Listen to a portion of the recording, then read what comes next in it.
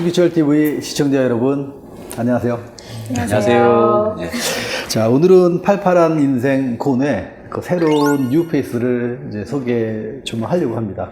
얼마 전까지만 해도 이제 강동 경희대에서 아주 저명하신 교수님으로 특히 EBS의 명예까지 올라가셨던 굉장히 아주 유능하고 유명하시고 실력이 빵빵한 분이십니다. 제일정외과 병원의 새로운 식구로 어깨 팔꿈치 질환 주로 담당하게 될 조남수라고 합니다. 반갑습니다.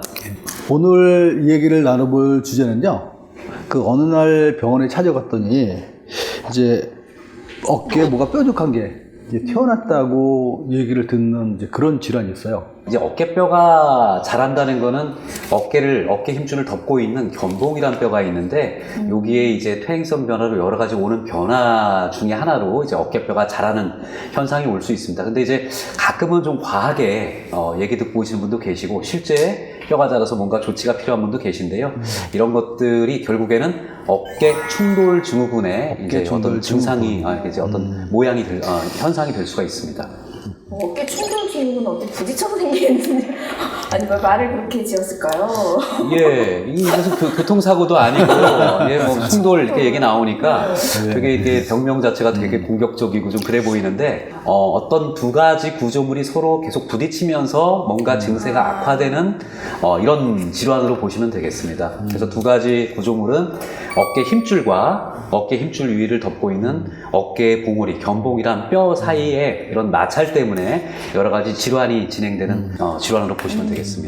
근데 말씀을 너무 빨리 하셨어요. 이거 하기 전에 우리가 구독과 좋아요 꼭 누른다고 하고 있는데 먼저 얘기를 하니까 할 시간이 필요하겠네. 알겠습니다. 이제 하셔도 돼요, 이제. 제가 먼저 빨리 껴들어왔구나. 대본 보면서 하려니까 그냥 자연스럽게 하려다 보니까 너무 달렸어요. 근데 중요한 게 구독과 좋아요거든요. 그거 안 쓰면 아무도 소용없기 때문에 일단 그건 하고 가야 됩니다. 알겠습니다. 이제 계속 하셔도 돼요. 구독과 좋아요 꼭 눌러주시고. 제가 했어요. 알겠습니다.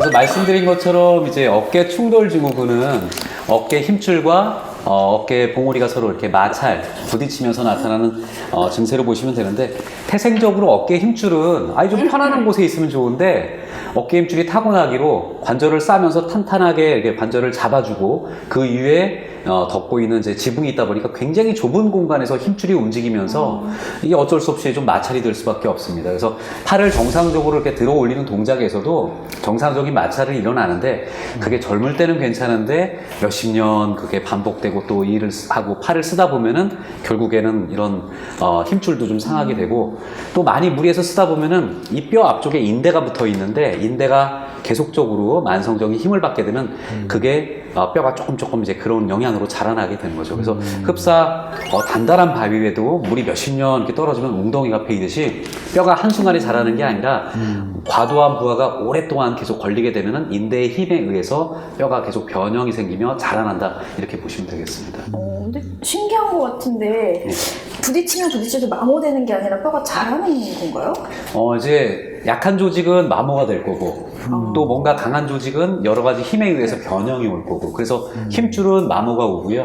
위에 뼈는 이제 좀 자라면서 자라서 변형이 오면 그게 또 힘줄에 손상을 주고, 그래서 계속 이런 악화되는 이런 경로를 받게 된다, 이렇게 보시면 되겠습니다. 보통 이제 우리가 그런 것들을 골국이라고 하는데 아주 뼈가 이제 뾰족하게 자라거든요. 그래서 아까 얘기했던 뼈가 뾰족하게 자란다라는 얘기가 이제 거기서 이제 나온 거예요. 그러니까 어깨도 그렇고 사실 뭐 척추도 그렇고 무릎도 그렇고 자꾸 쓰다 보면 이제 뼈들이 자라는데, 그런 것들이 어깨는 이렇게 뭐 충돌 증후군 뭐 그런 걸 일으킬 수도 있고, 또 허리 같은 경우는 척추가 협착증을 일으킬 수도 있고, 여러 가지 원인을 일으킬 수가 있죠. 그래서 오늘도 또 다름없이 전과 마찬가지로 체크리스트를 지금 한번 저희가 이제 찾아봤습니다. 자, 첫 번째, 관절 움직임을 딱 하면서 굉장히 기분 나쁘게 생기는 이제 그런 소리가 있잖아요. 특히 어깨 움직일 때, 둘째로 이제 팔을 이렇게 돌려서 회전시킬 때 이제 회전이 잘 안 됩니다. 팔을 들어서 이렇게 한번 살짝 돌려봐요. 이렇게 돌려보면은 여기서 통증이 느껴지거든요. 사실 병원 의뢰에서 우리가 테스트하는 이제 그런 진료 방법이에요. 이런 경우는 한번 이제 충돌 증후군을 생각을 해봐야죠. 지금 이제 체크리스트 말씀해 주셨는데 특별히 나타날 수 있는 증상들도 한번 짚어보면 좋을 것 같습니다. 그래서 충돌 증후군의 경우에는 팔을 가만히 있을 때는 그래도 큰 통증이 없는데 뭔가 들어 올리면서 힘을 쓰는 동작 이럴 때 이제 통증이 많이 유발되거든요. 그래서 뭐 일상생활에서는 세수를 하거나 빗질을 하거나 뭔가 팔을 들어서 움직일 때 그래서 어느 정도 각도 이상으로 움직일 때 좁은 공간에서 이제 마찰이 좀 더 생기면은 그때 이제 충돌 증후군의 증상이 좀 심해질 수 있겠습니다. 어깨 충돌 증후군이라고 하셨잖아요. 근데 어떤 건 또 증후군이고 어떤 건 그냥 질병 뭐 이렇게 돼 있고 이거는 질병이 아닌 건가요? 그거는?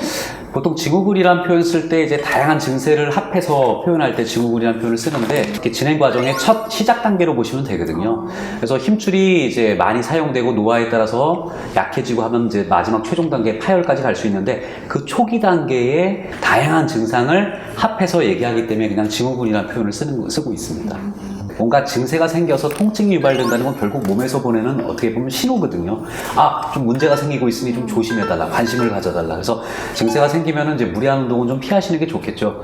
근데 이제 쉬기만 한다고 낫는 건 아니기 때문에 처음에는 이제 이런 무리된 힘줄과 그 공간에 생긴 염증을 잘 조절하는 게 제일 중요합니다. 그래서 제일 처음에는 이제 이런 항염 과 관계된 염증을 가라앉힐 수 있는 치료가 중요한데요. 거기에는 뭐 약물 치료 이런 것들 도움이 되겠고 특별히 이제 주사 치료 같은 것도 많이 시행을 합니다. 그래서 실제 염증을 가라앉히기 위한 뭐 스테로이드 주사도 있고 그 이외에 이제 손상된 힘줄을 다시 재생시켜 원래 상태로 좀 회복하기 위해서 여러 가지 이제 재생과 관계된 증식 치료 또 콜라겐 주사 뭐 등등 많은 또 치료법들이 있습니다. 그래서 그냥 증세가 있다고 그냥 무시하지 마시고 조금 도움 받으면은 또 많이 좋은 상태로 원래 하고 싶었던 정도의 스포츠 활동을 다시 즐기실 수 있기 때문에 정확한 진단 하에 초기 염증도 잡고 그리고 그 상태에 따라서 적절한 조치를 하시면은 또 많은 도움을 받을 수 있을 것 같습니다. 이거 주사라고 하는 게 아직은 많은 분들이 뭐 관절에 주사를 맞는다고 하면 이제 뼈 주사를 생각을 하잖아요. 맞습니다. 예. 뼈 주사 많이 먹으면 뭐 뼈가 뭐 상한다든지 아니면 뭐 힘줄이 뭐 녹아버린다든지 이제 그런 거에 대해서 굉장히 걱정을 많이 하시는 분들이 있어요. 그런 그 주사 치료에 대해서 부작용 같은 것도 좀 설명을 해주시면 좋을 것 같아요. 예. 주사 치료 뭐 워낙 많이 하시죠. 뭐 여러 병원 이렇게 들렸다 오신 분들은 주사 안 맞은 분이 없을 정도로 그것도 뭐 한두 번이 아니라 많게는 10번, 20번 맞고 오신 분이 계시거든요. 근데 주사는 이제 종류도 좀 아까 말씀드린 것처럼 다양한데 놓는 부위를 정확하게 해야 됩니다. 그래서 염증을 가라앉히기 위해서 놓는 주사는 직접적으로 어디다 찔러 넣는 주사가 아니라 힘줄이 지나가는 공간에다 놔야 되거든요. 그래서 실제 힘줄에 놓거나 하면 오히려 힘줄 손상을 야기하거나 지금 원장님 말씀하신 것처럼 힘줄을 녹이거나 이럴 수가 있기 때문에 정확한 공간에 잘 놓는 게 중요한데 요새는 그냥 안 보고 놓는 게 아니라 또 초음파를 활용해서 많이 하기 때문에 보다 정확하게 이런 시술을 잘 하게 되면은 좀 빠른 효과도 얻고 또 이런 여러 가지 생길 수 있는 부작용을 또 막을 수가 있습니다. 그리고 주사는 이제 종류 따라 다르긴 한데 한번 맞고 적당한 간격을 두고 맞아야 또 괜찮은 안전한 주사들이 있기 때문에 약제에 따라서 담당 또 선생님과 잘 상의해서 치료받으시면 좋겠습니다.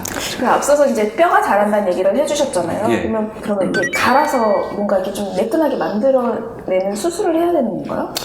예, 초기 지금 얘기의 시작이 이제 뼈가 자라는 것부터 얘기를 네. 시작했는데, 이제 기본적인 초기 충돌 증후군의 증세 때는, 뼈가 그렇게 항상 크게 자라는 건 아니고요. 힘줄의 마모나 이런 마찰에 의해서 염증 때문에 주로 증세가 오는데, 크게 만성화되면 이제 진짜 뼈도 자라나고 힘줄도 좀 많이 해지기도 하고, 그래서 그런 정도 상태가 되면은 일단 진찰해 보면 좀 힘줄이 매끈하지가 않고 버걱버걱 되고 그러거든요.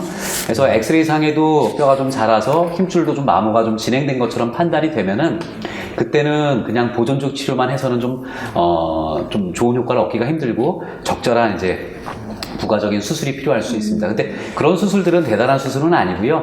해진 힘줄을 좀 청소해주고 또 이런 힘줄을 계속 손상 주지 않기 위해서 자라난 뼈를 좀 다듬어주는 간단한 내시경 수술로 그러면 금방 손쉽게 할 수 있습니다. 뼈를 이렇게 한다는데 간단하다고 얘기하시니까 그래서 너무 좋아요. 이게 뭐 정형외과 의사지만 네. 소위 이렇게 뼈를 다듬어주는 수술 이름이 관절 성형술이라고 그래요. 그래서 전 성형수술도 하고 있습니다. 저도 합니다. 그러시죠. 촉촉촉도 성형수술. 성형외과 의사만 네. 성형술하는 건 아니고 정형외도 성형술 많이 합니다. 나중에 좀 더 진행이 되면 어떻게 되는 거예요? 이제 어깨 충돌 증후군 자체도 중요하지만, 이 충돌 증후군의 증세는 결국 힘줄 질환의 시작이라고 볼 수 있거든요. 소위 힘줄, 어깨 힘줄, 회전근개 질환의 시작이어서 이런 충돌 증후군이 방치되고 오래 증상이 반복되다 보면 결국에 힘줄의 손상이 가중되고 결국에는 힘줄이 해지다 못해 결국 구멍이 나는. 다음번에 할 얘기예요. 예. 지금 하시면 다음에 할 얘기가 아이고, 없으니까 여기서만 딱 끝이고 예고만 드려야 되는데. 예. 다음번에는 아까 말씀하셨던 회전근개 파열 이제 하도록 하고요. 오늘은 우리 조남수 교수님, 지금 이제 조남수 원장님이시죠? 예. 그리고 이제 좋은 말씀 들었습니다. 자, 여러분 구독과 좋아요 다시 한번 꼭 누르시고 신기철 TV에 많이 시청해 주시기 바랍니다. 감사합니다. 감사합니다.